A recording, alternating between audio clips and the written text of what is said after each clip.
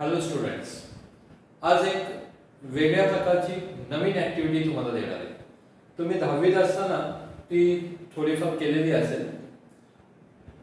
10th मध्ये असताना तुम्हाला सायमल्टेनियस इक्वेशन्स 10th किंवा 9th 10th मध्ये असेल केव्हा तरी सायमल्टेनियस इक्वेशन्स म्हणजे equations containing two variables x and y like 3x plus 4y equal to 12 like that. Okay, so त्या प्रकारची इक्वेशन चं सोल्युशन फाइंड करण्यासाठी तुम्ही ग्राफिकल मेथड वापरली असेल. म्हणजे तुम्ही त्या इक्वेशन मधून एक ग्राफ तयार केला, x आणि y ऍक्सिस प्लॉट करून स्केल घेऊन पॉइंट्स प्लॉट केले. ओके, आणि त्याच्यानुसार तुम्ही ग्राफ तयार केले.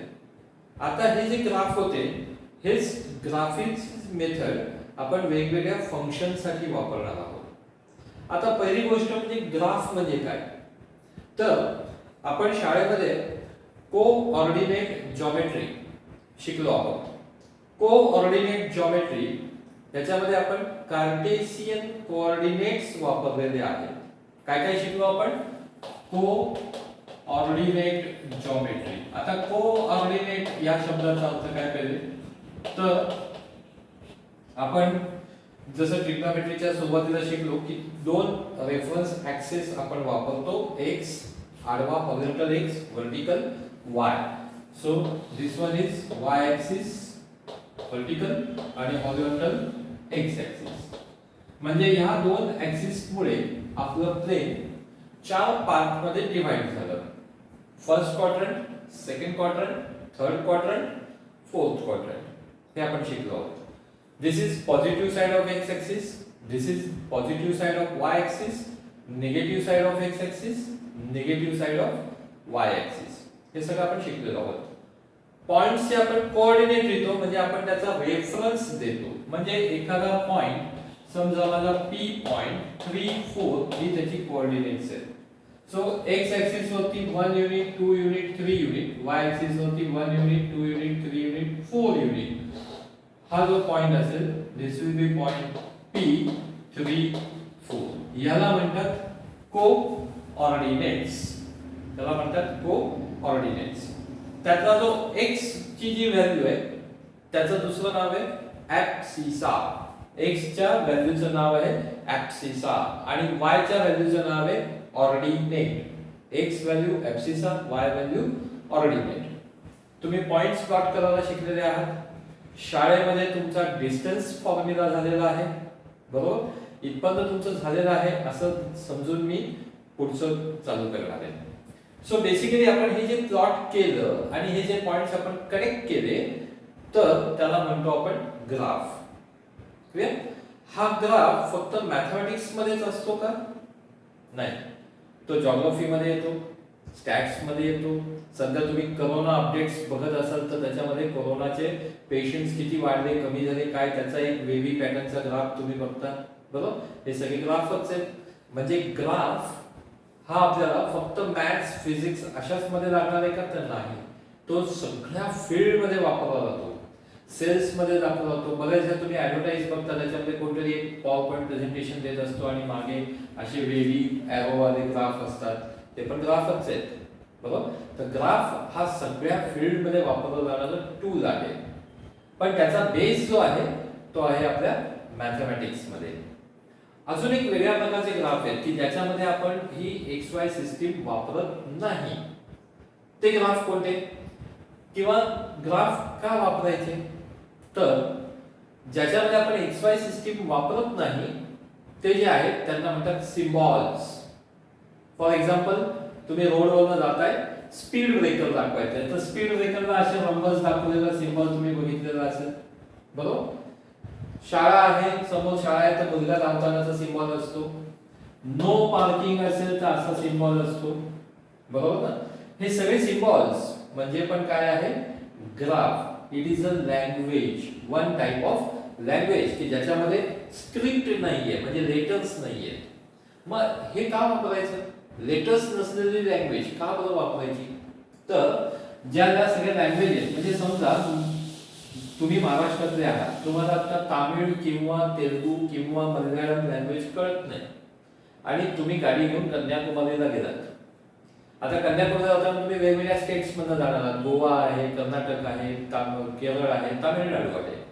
मग इथे रस्त्यावरती जर तुम्हाला असं लिहिलं असेल नो पार्किंग, येथे गाडी उभी करू नये, तामिळमध्ये लिहिले, तुम्हाला कळलं नाही कळलं. मग सिम्बॉल दाखवलं तर लगेच कळलं. So this is the language without any script, without any letters. So graph ही एक लँग्वेज आहे वेगळ्या प्रकारची, मॅथमॅटिक्सची लँग्वेज आपण म्हणू तिला, की ज्याच्यामध्ये स्क्रिप्ट्स नाहीये.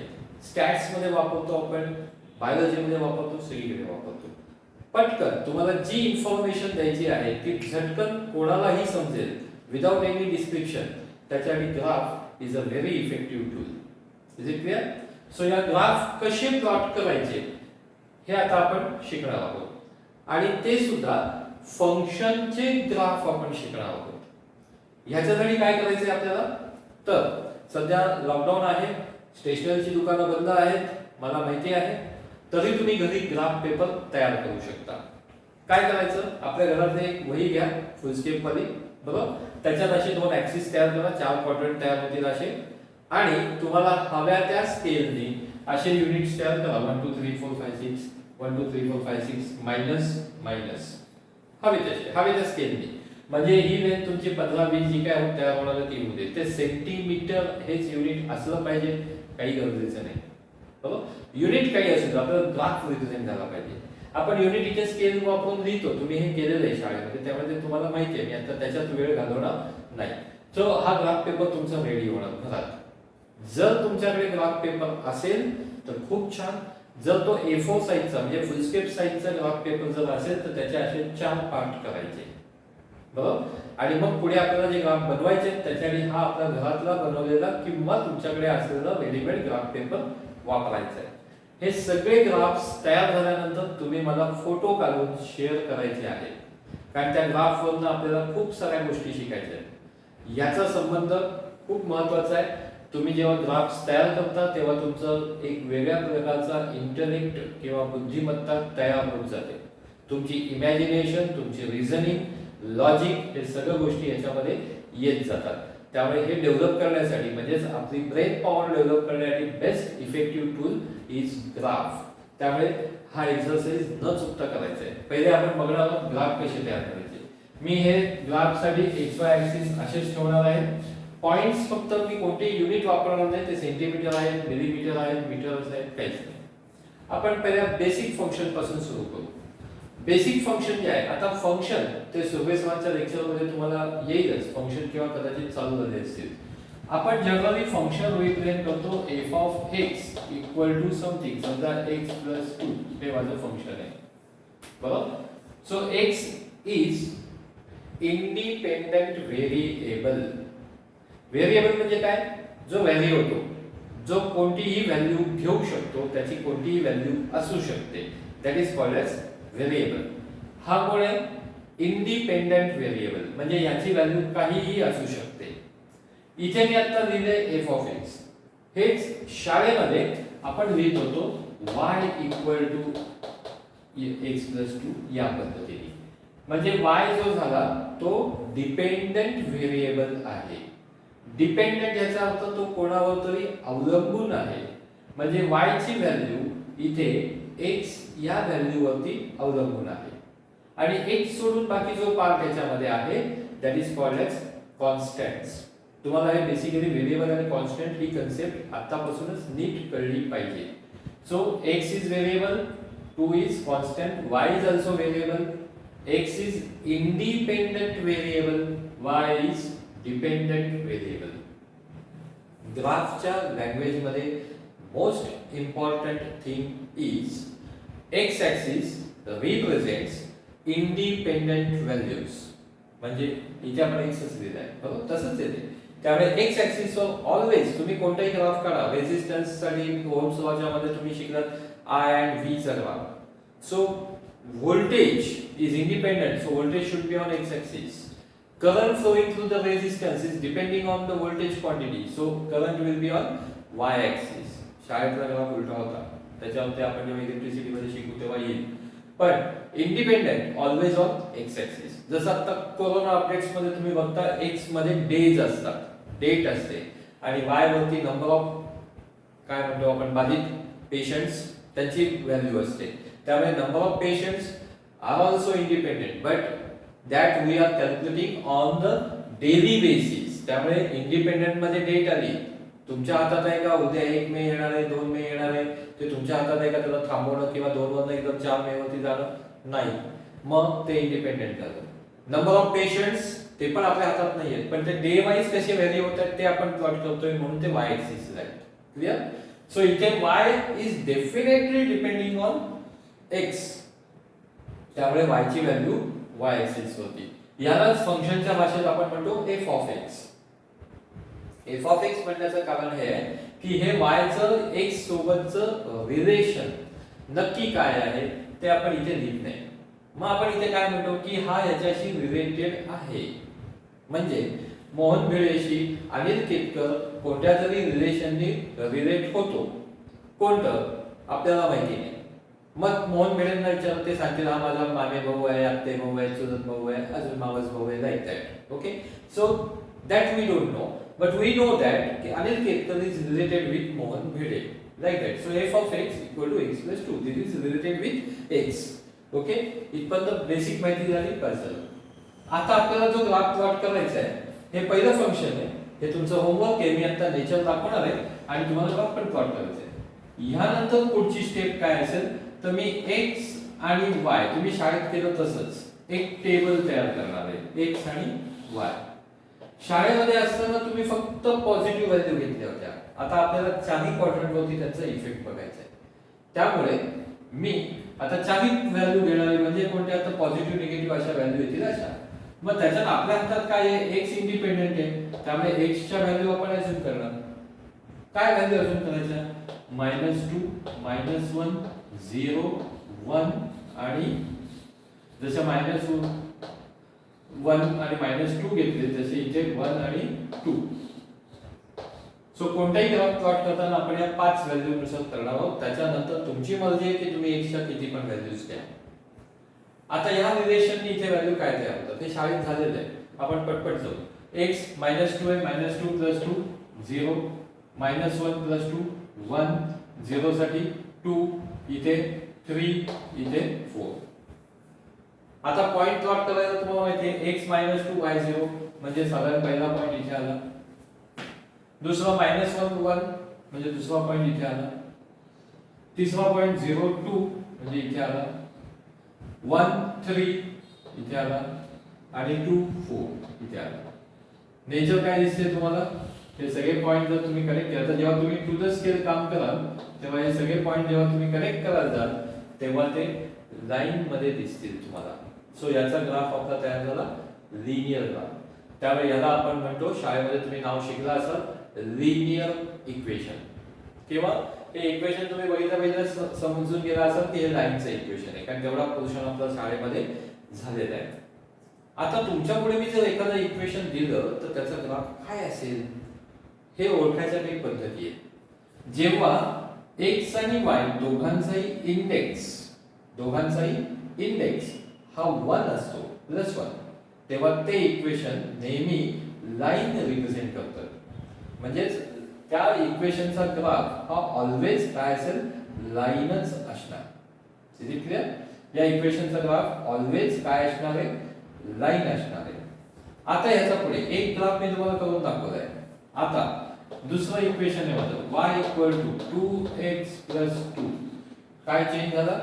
x ला मल्टिप्लाय झाला 2. याच्या पुढे ठीक आहे, याच्या पुढचं काम x आणि y ऍक्सिस तसेच राहणार आहेत. सेम ग्राफ पेपर, ज्या ग्राफ पेपरवर तुम्ही y = x + 2 चा ग्राफ काढलेला आहे त्याच ग्राफ पेपरवर तुम्हाला y = 2x + 2 चा ग्राफ काढायचा आहे. त्याच ग्राफ पेपरवर, बरोबर? आणि तिसरा ग्राफ, त्याच ग्राफ पेपरवरती तिसरा ग्राफ काढायचा आहे y = 2y = 2 - x. काय इक्वेशन आहे बघा, 2y = 2 - x. मग हे इक्वेशन तुम्हाला आधी काय करून घ्यावं लागेल, y = असं करून घ्यायला लागेल. मग y = मध्ये इक्वेशन काय होईल, 1 - x/2. पण मी देताना इक्वेशन ह्या पद्धतीने दिलंय. मी आता हे डिस्क्राईब करतोय, नंतर नंतर तुम्हाला स्वतः करायचंय जे काही मी इक्वेशन दिली. So is it clear? 1, 2 and 3 हे तीन ग्राफ एकाच XY ऍक्सिस वरती प्लॉट करायचे आहेत. हे तीन ग्राफ एकाच XY ऍक्सिस वरती म्हणजे एकाच ग्राफ पेपर वरती तुम्हाला प्लॉट करायचे आहेत आणि हे प्लॉट झाले की त्याचा फोटो मला सेंड करायचा आहे. मग त्याच्यावरनं तुम्ही काय ऑब्झर्वेशन करता जी तुम्हाला सुचतील ती तुम्ही लिहून मला कळवू शकता त्याच फोटोमध्ये, आणि जर काही तुम्हाला नाही जमली तर ती मी डिस्कस करेन. So this is all these three are linear equations. हे मी सांगून ठेवतोय आधीच, बरोबर. त्यामुळे तिघांचाही ग्राफ लाईनच असणार आहे. काय असणार आहे? एकमेकांना इंटरसेक्ट होतात का, नाही होतात का, कसा पॅटर्न आहे, हे सगळं ऑब्झर्वेशन तुम्ही मला द्यायची आहे ग्राफ प्लॉट केल्यानंतर. अजून एक एक्सरसाइज याच सिस्टीम मध्ये. हा खूप मोठा टॉपिक आहे, हळूहळू आपण ह्याच्या डीप मध्ये जाणार आहोत, बरोबर. तर आता पुढचं इक्वेशन पुन्हा ग्राफ साठी XY असेच असणारे ऍक्सिस, त्याच्यामध्ये काही बदल होणार नाही. आता माझं इक्वेशन आहे, दुसऱ्या ग्राफ पेपर वरती हे प्लॉट करायचे. y = x². आता मगाशी मी जे सांगितलं त्याच्यानुसार आठवण बघा, रिकॉल करा. दोघांचाही इंडेक्स जेव्हा 1 असतो तेव्हा ग्राफ असतो लाईन. आता इंडेक्स बघा, ऑब्झर्व करा. एकाचा इंडेक्स 1 आहे, एकाचा इंडेक्स 2 आहे. सो याचा ग्राफ लाईन असणार नाही, कारण बरेचदा मुलांना मी ग्राफ करायला दिला की मुलं त्याला वेगवेगळ्या लाईन म्हणजे एक पॉइंट समजा इथे मी शॉर्ट याच्यात दाखवतो, एक पॉइंट इथे आलाय, एक पॉइंट इथे आलाय, एक पॉइंट इथे, एक पॉइंट इथे, तर असे ग्राफ काढतात. हा एक्सपेक्टेड नाही, हे लाईननी जोडायचे नाहीये. प्रत्येक दोन पॉइंट सेगमेंटनी जॉईन करायचे नाही. तो ग्राफ आपला स्टॅट्स मध्ये असतो, इथे नाही, बरोबर. मग ते कशी जॉईन होणार? That is up to you. ते तुम्ही करायचे. तुम्हाला नाही जमलं तर मी नंतर सांगणार आहे, पण आधी तुम्हाला जमवायचं आहे. Second is y = x³. आता परत इंडेक्स 1 1 नाही आहे, बरोबर ना. y आणि x चा लाईन असणार नाही. तिसरा ग्राफ y = x⁴.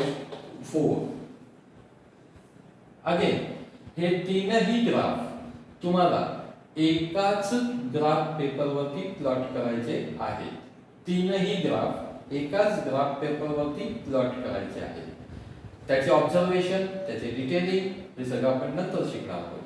आज एवढंच काम करायचं आपल्याला. पहिले आपण कोऑर्डिनेट शिकलो, पॉइंट लोकेट करता येतो आपल्याला. त्या पद्धतीने पहिले x ची व्हॅल्यू मग y ची व्हॅल्यू अशी आपण प्लॉट केली. सगळ्या ग्राफ साठी आपण टेबल कसं घेणार आहोत? x च्या व्हॅल्यू -2 -1 0 1 2, y च्या व्हॅल्यू प्रत्येकाच्या ज्या तयार होतील त्या. हे टेबल तुम्ही ग्राफ पेपर वरती नाही तयार करायचं, हे सेपरेट पेपर वरती करायचं. मला टेबल मध्ये इंटरेस्ट नाहीये. तुम्ही जर ग्राफवरचे पॉइंट दिसले की तुम्ही टेबल बरोबर केलं तर चूक केलं तुम्हाला कळणार आहे. पण टेबल तयार करा आधी, म्हणजे तुम्हाला पॉइंट प्लॉट करता येतील, म्हणजे y च्या व्हॅल्यू नीट कळतील. ओके. एक हिंट फक्त देऊन ठेवतो. स्क्वेअरचा जेव्हा ग्राफ आहे तेव्हा निगेटिव्ह व्हॅल्यूचा स्क्वेअर पॉझिटिव्हच असतो. त्यामुळे x² साठी हा ग्राफ y च्या सगळ्या व्हॅल्यूज पॉझिटिव्ह मिळतील. क्यूब मध्ये y च्या काही व्हॅल्यू तुम्हाला निगेटिव्ह मिळतील, कारण निगेटिव्ह व्हॅल्यूचा क्यूब निगेटिव्ह असतो, बरोबर. त्यामुळे इथे काही व्हॅल्यू तुम्हाला निगेटिव्ह मध्ये मिळतील. पुन्हा x⁴ मध्ये निगेटिव्ह नंबरचा ⁴ पॉझिटिव्हच येणार आहे, कारण त्याचा स्क्वेअर पॉझिटिव्ह झाला, त्याचा पुन्हा स्क्वेअर आहे, सो पॉझिटिव्हच. म्हणजे याच्यासाठी y च्या व्हॅल्यू सगळ्या पॉझिटिव्ह, याच्यासाठी काही निगेटिव्ह काही पॉझिटिव्ह, हे एवढं मात्र लक्षात असू द्या.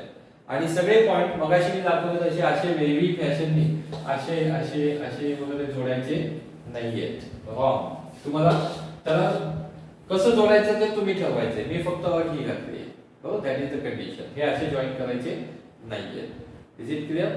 याच्या पद्धतीने काम करायचंय. तुम्ही हा व्हिडिओ आज किंवा उद्या बघाल. उद्या फ्रायडे आहे, मी आज पोस्ट करेन हा व्हिडिओ. समजा फ्रायडेला तुम्हाला मिळाला, सॅटरडे संडे दुपारपर्यंत तुमचं काम माझ्यापर्यंत पोहोचलं पाहिजे, कारण काही लोकांना मोबाईल मिळण्यामध्ये अडचणी आहेत, मी समजू शकतो. सो हे काम तुमचं मला संडे आफ्टरनून पर्यंत मिळालं पाहिजे, म्हणजे त्याच्यावरच्या कॉमेंट्स मला पुटअप करता येतील. आपल्या ग्रुपवरती तुम्ही एक ग्राफ फोटो काढून मला पोस्ट करायचे. ज्यांच्याकडे ग्राफ पेपर नाहीये त्यांनी फुलस्केप वरती ग्राफ पेपर तयार करायचा. आता तो ग्राफ पेपर तयार करताना त्या बारीक बारीक लाईन असतात ना, एक एक एमएमच्या, त्या नको. आपण पॉइंट मध्ये पुढे जात नाही आहोत, बरोबर. त्यामुळे एक एक युनिटच फक्त तुम्ही अंदाजे जरी पॉइंट प्लॉट केले तरी मला चालणार आहे, बरोबर. त्यामुळे त्या पद्धतीने काम करा. Okay, thank you.